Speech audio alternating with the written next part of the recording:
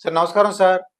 నమస్కారం. సార్ మొన్న ఈ ఇద్దరు చీఫ్ మినిస్టర్ల మధ్య మీటింగ్ జరిగినప్పుడు వీళ్ళు అడిగేది ఏంటంటే, తెలంగాణలో మాకు 5 గ్రామాలు కలపాలని చెప్పేసి అడుగుతున్నారు సార్. ఏంటి సార్ అంత దాని మీద ఆదాయం ఉండదు, ఏముండదు. ఈ గ్రామాలు ఎందుకు లేకపోతే మండలాలు మొత్తానికి ఎందుకు అడుగుతున్నారు సార్ అలాగా? మాకు అర్థం అవ్వట్లేదు సామాన్య ప్రజలందరికీను. మీకు కృష్ణారావు గారు పరిచయం ఉన్నారా? కృష్ణానగర్ అండి. ఆ! విష్ణుమూర్తి గారి అవతారం అవునండి. తెలుసు కదా. అవును. శ్రీకృష్ణుడు. శ్రీకృష్ణుడు గారు. అవును. ఆయన రాయబారం చేసినప్పుడు 5 ఊళ్ళు ఇచ్చిన చాలంటే అవును. ఇది నాది కానివి నాకున్నవి అసలు నేను ఎలా ఇవ్వగలుగుతానని దుర్యోధనుడు అంటాడు. నేను ఎందుకు అసలు ఉన్న సరే అదేదో ప్రపంచం మొత్తానికి ఏం లేదు కానీ ఆ కురుక్షేత్రం ఎక్కడ రాశారో మన తర్వాత మాట్లాడదాం. అది ఉన్న ప్రాంతాలు లిమిటెడ్. ఐరావతం, ఇంద్రప్రస్థ, హస్తినాపురం, మిగతా 2 అలా ఉన్న తర్వాత నాకు అసలు ఇదేం మిగులుతుంది? నాకు మొత్తం అంతా తీసుకెళ్లి పేరు గది అంటే ఎవరన్నా మనకి ఒక 6 ఇవ్వండి పట్టణాలు మాకు సరిపోతుందంటే ఢిల్లీ, హైదరాబాదు, మద్రాసు, చెన్నై, కలకత్తా, బెంగళూరు ఇచ్చేసి సరిపోతుందంటే ఈ దేశంలో వచ్చే దాంట్లో 33% మొత్తం దేశం మొత్తం మీద 33% ఇన్కమ్ అక్కడి నుంచి వస్తుంది జీడిపి. నమ్మలేని నిజాలు ఇది. 140 కోట్లకి ఈ నేను చెప్పిన ఈ 10 మేజర్ సిటీస్ ఏదైతే ఉన్నాయో దీంట్లో నుంచి 1/3 వచ్చేస్తుందంటే జీడిపి అంటే చిన్న విషయం కాదు. ఇలాగే ఉంటుంది. దీంట్లో ఏమవుతుందంటే అండి, ముఖ్యంగా ఆంధ్రప్రదేశ్, తెలంగాణ మధ్యన విభేదాలు కల్పించడానికి కొంతమంది కుట్రలు చేస్తా ఉన్నారు. వీళ్ళ రాజకీయ పాపం కలుపుకోవడానికి కుట్రలు చేస్తా ఉన్నారు. ఎవరు అతీతంగా ఉండట్లేదు. ఈ రాజకీయ నాయకులు తమ భుజికిత్తుల కోసం ఇతర ప్రజల మధ్యన విద్వేషాలు తగిలించడానికి చూస్తున్నారు. వాస్తవాలు అడుగును పడేశారు. నేను 99% మంది 99.9% మంది నిజాలు తెలిసి ఉండకపోతే నేను చెప్పేది ఆశ్చర్యంగా ఉండొచ్చు, కొంతమంది బాధ కలిగి ఉండొచ్చు, కొంతమందికి ఆనందం కలిగి ఉండొచ్చు. అది ఏంటండి గ్రామాలు ఏంటంటే అసలు నాకు అర్థం కాదు. అసలు ఎక్కడే గ్రామాలు? రాష్ట్ర విభజన అయిన తర్వాత చంద్రబాబు నాయుడు గారు మాట్లాడతా నేను ఆ 7 మండలాలు మొత్తం నాకు దగ్గర కలిపితే కానీ నేను ప్రమాణ స్వీకారం చేయని అన్నాను. ఎక్కడన్నా చూపించమండి.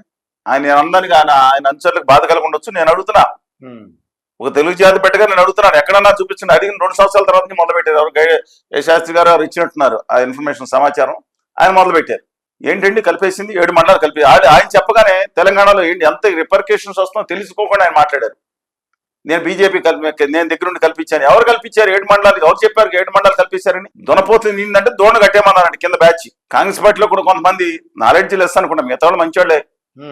ఇవాళ నేను అడుగుతాను, 7 మండలాలు కలపటం మొత్తం కలిపేశారంటూ ఒక అర్ధ సత్యాలు, చాలా వరకు అభూత కల్పన. దయచేసి వినండి. 2005లో 111 జీవో ప్రకారం ముంపు గ్రామాలు ఏదైతే ఉన్నాయో అన్ని కూడా ఆ రోజు ఆంటోనీ గారితో మేము అందరం కూర్చుని మాట్లాడినప్పుడు ఆ రోజు స్పష్టంగా చెప్పినప్పుడు కూడా అసలు యాక్చువల్ ఈ తూర్పుగోదావరి చెందిన ప్రాంతాలన్నీ తూర్పుగోదావరి కలిపేయాలనే ఆలోచన వచ్చినప్పుడు ఆ జయరామ రమేష్ గారిని ఒక హెయిర్ స్టైలిస్ట్ ఉంటాడు. బాగా హెయిర్ స్టైల్ అంటే బాగా ఇష్టం ఆయనకి. జయరామ రమేష్ జయరామ రమేష్ గా ఉన్నారు. ఈ పైన ఆయన తప్పనగా 2 దుర్మార్గులు ఉన్నారు పైన. గులాం నబీ ఆజాద్ను చిదంబరం గారని 2 ఉన్నారు. ఆ దుర్మార్గుల డైరెక్షన్, వీళ్ళ యాక్షన్ అంటే చెప్తున్నాండి. సరే, coming back to the point. మేము అది మాట్లాడుతుంటే ఆ రోజు మొత్తం గ్రామాలన్నీ కూడా బిల్లులో 3వ అధికరణ ప్రకారం మొత్తం ముంపు గ్రామాలు పోలవరం కావాల్సినవన్నీ కూడా ఆంధ్రప్రదేశ్ రాష్ట్రాన్ని కలిపేశారు. కలిపేస్తే దాంట్లో ఇంకా దాదాపు 4.5 మండలాలు ప్లస్ మిగతా అక్కడక్కడ గ్రామాలు మిగిలిపోయి ఉన్నాయి, ఈస్ట్ గోదావరికి సంబంధించిన గ్రామాలు. అది కూడా దాంట్లో పోలవరం ప్రాజెక్ట్ కోసం దుమ్ముగూడెం, చెర్ల మండలాల్లో రిహాబిలేషన్ కి, రీసెటిల్మెంట్ కి, పునరావాసం గిరిజనులకి వాళ్ళకి భూమికి భూమి ఇస్తే ప్రాజెక్ట్ కాస్ట్ బాగా తగ్గిపోతుంది. ప్రాజెక్ట్ కాస్ట్ బాగా తగ్గిపోతుంది. 2013లో 3 రెట్లు పెరిగింది కదండి భూ సేకరణ. అందువల్ల చాలా ఈజీగా మనిషికి డబ్బులు ఇస్తే అంటే పాపం గిరిజనులు అమ్మేసుకుంటారు, డబ్బులు ఖర్చు పెట్టేసుకుంటారు మిగతాది. అందుకని భూమి ఇస్తే నిలబడుతుంది. ఆ సౌకర్యాలు కూడా ఉన్నాయి. పక్కన గిరిజన ప్రాంతాలను, మైదాన ప్రాంతాల్లో పెడితే ఎలా బతుకుతారు అక్కడ పిల్లలు? ఈ మాయాలోకంలో ఒక కల్మషం లేని బతుకులు బతికి నాకు గొప్ప వాళ్ళే. కల్మషం లేని బతుకులు బతుకుంది వాళ్ళు 90% మంది ఆదివాసి గిరిజనులే ఉన్నారు. సాల్యూట్ చేస్తున్నాను వాళ్ళ కోసమే మేము అనేక హెల్త్ క్యాంప్ పెట్టాం. నేను లేదు కదా, అనేక చోట్ల తిరిగాను. అక్కడ ఆక్సిజన్ ముంపు గ్రామాల్లో ఇబ్బంది జరుగుతున్నప్పుడు ఆక్సిజన్ కాన్సన్ట్రేట్ ఇచ్చాను. జనం అందరూ ఇక్కడ పేరు కోసం, నేను పేరు కోసం చూడాలి. నేను ఎవరికి అక్కడ ఉన్న వాళ్ళు వాళ్ళకి తెలుసండి ఏం చేసాము. హెల్త్ క్యాంపులు పెట్టాం, మిగతా క్యాంపులు, సేవ సెంటర్. ఆ తర్వాత కూడా ఆ ముంపు గ్రామాలకు నేను, రామకృష్ణ గారు, మధు గారు, అనేక మంది వెళ్ళి మొత్తం అంతా నోరు గారు అందరూ తిరిగి వచ్చాం. అనేక సార్లు వెళ్ళి వచ్చాను. అనేక ముంపు గ్రామాలు. ఇవాళ వాళ్ళకి రిహాబిలిటేషన్ భూమికి భూమిస్తే ఇప్పుడు గిరిజనులు రాష్ట్ర మార్పు ఎందుకు ఆ 4 అడుగుతారనుకుంటే వీళ్ళు అడగలేదండి. అడగకుండా ఆ ముంపు గ్రామాలు కలిపిన చోట మధ్య మధ్యలో ఉండిపోయినాయి గుట్ల మీద మిగతా ప్రాంతాలు. అది ఆంధ్రప్రదేశ్ కలిపారు. అది మేజర్ ప్రాంతాలు సీలేరు ఇవన్నీ కూడా తూర్పు గోదావరి జిల్లా మళ్ళీ ఒకసారి చెప్తున్నానండి. ఇది ఇవాళ తెలంగాణలో కూడా అనేక మంది వాళ్ళేదో లాగేశారని మాట్లాడుతాం, కేసీఆర్ గారు మాట్లాడుతాం, ఇంకొకరు మాట్లాడుతాం, రేవంత్ రెడ్డి గారు మాట్లాడుతాం, ఈ విధంగా నడుస్తున్నట్టు ప్రజలు అండర్స్టాండ్ చేసుకోవాల్సిన ఒకటే, ఆ ఏదైతే ఉందో గవర్నీలు కేసీఆర్ గారు కానీ రేవంత్ రెడ్డి గారు లేదా కోదండరామ్ గారు లేదా ఎవరన్నా సరే తెలంగాణ సంబంధించిన నాయకులు 99.9% మంది ఉద్యమం చేసినప్పుడు మాకు 1956 ముందు నాటి తెలంగాణ కావాలి, ఒక్క అంగుళం కూడా మాకు ఇతర ప్రాంతం అవసరం లేదు, పేక తెగ్గోసుకుంటాం కదా, మాట మార్చమని మాట మీద నిలబడే మనుషులు. ఎక్కువ మంది ఉద్యమకారులు, కొంతమంది తీసేయండి, ఎక్కువ మంది మాట ప్రాణం పగొట్టుకుంటే మాట తప్పే మనుషులు కాదు. ఒక ఇంచు నాకు అవసరం లేదని గంటాపదంగా కుండ బద్దలు కొట్టి కాగితం మీద రాసి నివేదికలు ఇచ్చిన వాళ్ళు ఉన్నారండి అక్కడ ఇవాళ. అందుకని ఆ మండలాలని సీనియర్ అన్ని కూడా ఈస్ట్ గోదావరి సంబంధించినవి. అదేంటి నిజంగానే ఆంధ్ర రాష్ట్రం 1953 అక్టోబర్లో ఏర్పడినప్పుడు సంబంధించినవి. 100 సంవత్సరాల నుంచి కూడా ఏ విధంగా నిజాం కూడా సంబంధం లేని ప్రాంతం అది. నిజాము మహబూబ్ అలీ ఖాను, మీర్ ఉస్మాన్ అలీ ఖాను లేదా నాన్నగారు తాతగారికి కూడా సంబంధం లేని ప్రాంతాలు. కోస్టల్ ఆంధ్రప్రదేశ్ సంబంధించిన ప్రాంతం, ఇంక్లూడింగ్ భద్రాచలం దేవాలయం కూడా. భద్రాచలం దేవాలయానికి ఉన్న మాన్యాల్లో 90% మంది అంతా కోస్టల్ ఆంధ్రాలో ఉన్నాయి. ఇప్పుడు ఏదో మాన్యాల గ్రామాలు ఉన్నాయి కలపాలంటే మొత్తం మా పాలకొల దగ్గర కూడా ఉన్నాయండి, రాసేసారు సీతారాం కలిపామనండి పాలకొల్లు. సరే, ఈ నేపథ్యంలో నేను చెప్పింది జనం చాలా మందికి అర్థం కాకపోవచ్చు అని చెప్తున్నానండి. కొంత తెలిసిన వాళ్ళకి విజ్ఞులు చాలా మంది ఉన్నారు. ఈయన చంద్రబాబు నాయుడు గారు కానీ లేదా మిగతా వెంకయ్య నాయుడు గారు కానీ లేదా మిగతా వాళ్ళు కానీ ఆ 4 మండలాలు ఈస్ట్ గోదావరి దాటడం మానేసి అక్కడక్కడ ఉన్న హ్యామ్లెట్ గ్రామాలు మిగిలిపోయిన కాబట్టి కలపండి అన్నారు. అవి కలిపారు. అది మెజారిటీ ప్రాంతాలు ఈస్ట్ గోదావరి ఇంకొక 4.5 మండలాలు ఈస్ట్ గోదావరి సంబంధించి తెలంగాణలో ఆ రోజు పొరపాటుని కలిపేయడం జరిగింది. తాలిపేరు ప్రాజెక్ట్ బొగచ అన్నీ ఉన్నాయి దాంట్లో. భద్రాచలం, వాజేడు, వెంకటాపురం, చెర్ల మండలాలు తెల భద్రాచలం ఉంటుంది. దాంతోపాటు సరపాకి అని దీంట్లో జరిగింది. ఇది మానేసి ఆగి తీసుకున్నారంటారండి. అయిపోయిన తర్వాత ఇంకొక 5 విలేజ్లు కావాలని చెప్పి, ఎందుకని భద్రాచలంలో చెత్తేసుకున్నాక లేదు, భద్రాచలం తీసుకుందా దాని చుట్టుపక్కల కావాలని. సరే, నేను ఇప్పుడు ఆ భద్రాచలం దాని గురించి వివాదం చేయదలుచుకోలేదు, ఎందుకంటే తెలంగాణకి ఇవ్వటం జరిగింది. అది ఆంధ్ర రాష్ట్రానికి సంబంధించిన దేవాలయం. కొంతమంది బయలుదేరి చరిత్ర తెలియని వాళ్ళు మాకు నిజాములు కాదండి, నిజాములు ఏదో ఇచ్చేవారంటే నిజాములు ఇచ్చినట్టు నాకు తెలియదు. కానీ మహబూబ్నగర్ సంబంధించిన ముస్లిం కుటుంబం వెంకటేశ్వర స్వామికి బంగారక్షంతలు పంపిస్తూ ఉంటారు. అంత మాత్రాన తిరుపతి మహబూబ్నగర్ కలపాలి లేదా మహబూబ్నగర్ తీసుకుని తెలుపులో పెట్టాలని ఉండదు కదండి సంప్రదాయం. అలాగే తానిషా టైంలో, అంత ముందులో కానీ కులీ కుతుబ్ షా టైంలో మొత్తం రాష్ట్రం ఒకటి ఉండేది. అత్యంత పెద్ద నగరాలు ఏంటి అప్పుడు హైదరాబాద్ తర్వాత మచిలీపట్నం 3-4 అంతస్తులు ఉండేవి. అలాగే గంజాం అంటే విశాఖపట్నం దాటి కూడా ఒకటే ఉండేది. అదే రాష్ట్రం కాదు మళ్ళీ ఆంధ్రప్రదేశ్ అయిపోద్ది, ఉమ్మడి ఆంధ్రప్రదేశ్. చాలా మందికి ఇదేంటంటే ఆ రోజు తర్వాత ఇప్పుడు కేసీఆర్ గారు రోజు ఏమన్నారు, ఆయన రాష్ట్ర విభజన అయిన తర్వాత అరే 7 మండలాలు పోనండి మనకు కాదు మనకు వదిలేసేయండి అన్నారు. మళ్ళీ ఇప్పుడు రచ్చగొడతా ఉన్నారు. నాకేమో అర్థం కావట్లేదండి ఇది. అబ్సల్యూట్లీ నాకు అర్థం కావట్లా.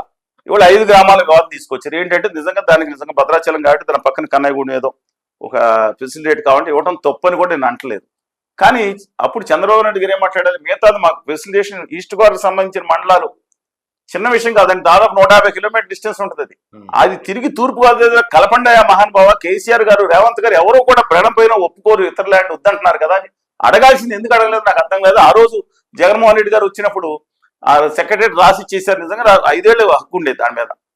కానీ కనీసం మిగతా వివాదాలు పరిష్కరించండి, 1,09,000 ఉమ్మడి ఆస్తి 5,000 కోట్లు తెలంగాణ ఎక్కువ వస్తుంది రానివ్వండి, ఎవరైనా వెళ్ళిపోద్దా లేదా ఎక్కువ ఏం జరగదు కదా, ఇబ్బంది లేదు కదా. సిట్లు చేసుకోకుండా ఇద్దరి మధ్యన గొడవలు. దీంట్లో ఉత్తర భారతీయ జనతా పార్టీ ఆదాని గారి పార్టీ వాళ్ళు గొడవ పెడితే ఇద్దరు తన్నుకు సావండి తాంబూలు ఇచ్చామండి పరిస్థితి. ఇప్పుడు ఇంకోటి కూడా చెప్తున్నానండి, ఇప్పటికీ ఈ రోజు కూడా జూలై 2024 కూడా తూర్పు గోదావరి సంబంధించిన 4.5 మండలాలు ఇంకా తెలంగాణలో కలిసిపోయి ఉన్నాయి. అది కూడా భద్రాచలం పైన ఉన్న మండలాలు దుమ్ముగూడెం, చెర్ల, వెంకటాపురం, వాజేడు ప్లస్. ఇవాళ అది కూడా కాకుండా మూడు మండల ప్రాంతాలు అంటే నడిగూడెం, లింగగిరి, మునగాల పరగణాలు ఉండే. ఇప్పుడు రాజు నాయన వెంకటరంగారావు గారు మంత్రి ప్రగడవాది ఉండే అన్నమాట. ఓకే. ఇవన్నీ కూడా కృష్ణా జిల్లాకు సంబంధించింది నల్గొండ జిల్లాలో అంతర్భాగం ఉన్నాయి, వాళ్ళు కలిపేశారు. ఉమ్, తప్పేం లేదు, ఎందుకంటే దానికి భౌగోళిక సరిహద్దు లేదు 2 మండలాలు. అటు నుంచి నదిలో తిరిగి రావడం కష్టం అవుతుంది, తప్పు లేదండి. ఎక్కడికి వెళ్ళిపోయిన మహారాష్ట్రలో తీసుకున్నారా లేదా తమిళనాడులో తీసుకున్నా, ఒకే తెలుగు జాతి బిడ్డలుగా దగ్గర అది తప్పు అంటలేదు. కానీ అక్కడ పోలవరంకి అవసరం కదా దుమ్ముగూడు మండలాలు ఎందుకు అడగలేదని ప్రశ్న. అది క్వశ్చన్ రావడం మానేసి ఉమ్, మా మండలాలు 7 తీసేసుకున్నారు. ఏందండి ఇది? అపోహలో ఉంటే అంటే ఒక ప్రాంత ప్రజల మధ్య ఇంకో ప్రాంత ప్రజలు తీసేసుకున్నారని కేసీఆర్ గారు అవకాశం వచ్చింది ఇప్పుడు ఇంకా మాట్లాడుతూ ఉంటాం. ఇంతకుముందు రేవంత్ గారు వాళ్ళు కూడా మాట్లాడారండి, ఉమ్, కాంగ్రెస్ పార్టీ వాళ్ళు కూడా మాట్లాడారు. అక్కడ వాళ్ళు అప్పుడు వాళ్ళ ప్రతిపక్షం ఉన్నారు కాబట్టి మాట్లాడారు. కేసీఆర్ చాప్టర్ అంటారంటే ఇలా తీసుకున్నాను. ఇప్పుడు పొజిషన్స్ మార్చుకున్నారు. అంటే ఏంటి ఉద్దేశం ఏంటంటారు అవి అడగటంలో? అది అడగటంలో ఏం లేదండి. ఇంకో 4 మండలాలు అక్కడ ఆంధ్రప్రదేశ్ అడగకుండా, ఉహుం, ప్లస్ ఒకటి దాంట్లో న్యాయం ఉంది. ఏదైతే భద్రాచలం పక్కనున్న సమీప హ్యామ్లెట్స్ ఉన్నాయో ఉమ్, అది భద్రాచలానికి గనక జతపరిస్తే, భద్రాచలం అడగట్లేదు కాబట్టి ఉమ్, కొంతమంది అడుగుతారు భద్రాచలం కూడా ఈ ఆంధ్ర రాష్ట్రాన్ని అడగాలంటే. సరే అయిపోయింది కాబట్టి నేను సెంటిమెంట్ మీద వెళ్ళను, ఎందుకు తెలుగు జాతి ఒక్కడే కావాలనుకుంటాం, ఆ ప్రాజెక్ట్ గురించి అడుగుతున్నాం. కానీ విచిత్రం ఏంటంటే అండి, ఆశ్చర్యకరంగా 5 గ్రామాలు కాదు, మొత్తం 18 గ్రామాలు రెవెన్యూ పంచాయతీ లెక్కేసుకుంటే 18 గ్రామాలు, మిగతా హ్యామ్లెట్స్ శివారు గ్రామాన్ని కలిపి 33 గ్రామాలు, పేరుగా 5 గ్రామాలు. ఉమ్. గోండాలు ఎక్కడో ఆ మూల ఉందండి, అది కూడా అడిగారు. దేనికండి? దేనికంటే భద్రాచలంకి వెళ్ళటానికి కష్టం అవుతుంది కాబట్టి ఆ దారికి మళ్ళీ ఆంధ్రప్రదేశ్ నుంచి వెళ్ళాలంటే బోల్డసార్లు తిరిగి వెళ్ళాల్సి వస్తుంది. ఉమ్, ఏటపాక కూడా మాకు ఏటపాక మండలం కలిపేయాలని అడుగుతున్నారు. యాక్చువల్లీ ఏటపాక మండలం హెడ్ క్వార్టర్స్ అండి, ఓకే. దాన్ని కూడా తెలంగాణలో కలిపేసామని అడుగుతున్నారు. నేను అందే ఆ కన్నయ్య గురించి అడగటం తప్పులేదు, మిగతాయి కొన్ని. కానీ ఇవన్నీ మొత్తం తీసుకుని అసలు భద్రాచలం దుమ్ముగుడిని మాట్లాడుకోవడం ఏంటో నాకు అర్థం కాదు. ఉమ్, ప్రజల్లో అపోహ ఏదో లాగేసుకున్నాను, అపోహ సరికాదు. అది తూర్పుగోదావరి జిల్లాకు సంబంధించిన ప్రాంతాలు ఇంకా భౌగోళికంగా ఆంధ్రప్రదేశ్ తెలంగాణ కలిసినప్పుడు మళ్ళీ విడిపోయినప్పుడు భౌగోళికంగా చాలా ప్రాంతాన్ని నష్టపోయింది ఇవాళ ఆంధ్ర రాష్ట్రం. ఉమ్, సత్యం 99.9% మంది ఆంధ్ర ప్రాంత వస్తుంది కూడా, కోస్తా రాయలసీమ వస్తుంది కూడా ఈ విషయం తెలియదు. తెలంగాణ ప్రజానికి కొన్న కూడా చాలా మంది తెలిసి ఉండకపోవచ్చు. తెలీదు. అందుకని ఉమ్, మీ ద్వారా కనీసం ఈ విషయం తెలియజేసే అవకాశం వచ్చింది. ఉమ్, కానీ దయచేసి దాని మీద వివాదాలు అవసరం. భద్రాచలం కావాల్సిన గ్రామం కలుపుకోవచ్చు, అవును. ఆంధ్రప్రదేశ్ పోలవరం కావాల్సిందా దుమ్ముగూడెం ప్రాంతాలు ఏదైనా ఉంటే రిహాబిలేషన్. గిరిజనులు రాష్ట్రం మార్చితే గిరిజనులు కాకుండా పోతారండి. ఆ, వాళ్ళు మనం వాళ్ళ బాధలు పంచుకోవాల్సిన అవసరం లేదా? అవును. నేనన్నా ఎక్కడుంటే ఏంటి, దాని మీద దృష్టి పెట్టాలని కోరుకున్నాను. ఏదేమైనా ఇరు రాష్ట్రాల వారు సామరస్యపూర్వకంగా, అంటే ఏ విభేదాలు లేకుండా వాళ్ళు సాల్వ్ చేసుకోవాలని చలసాని శ్రీనివాస్ గారు అంటున్నారు. మరొక వీడియోతో మీ ముందుంటాను. మీ మాస్టర్ దుర్గాప్రసాద్. నమస్కారం సార్.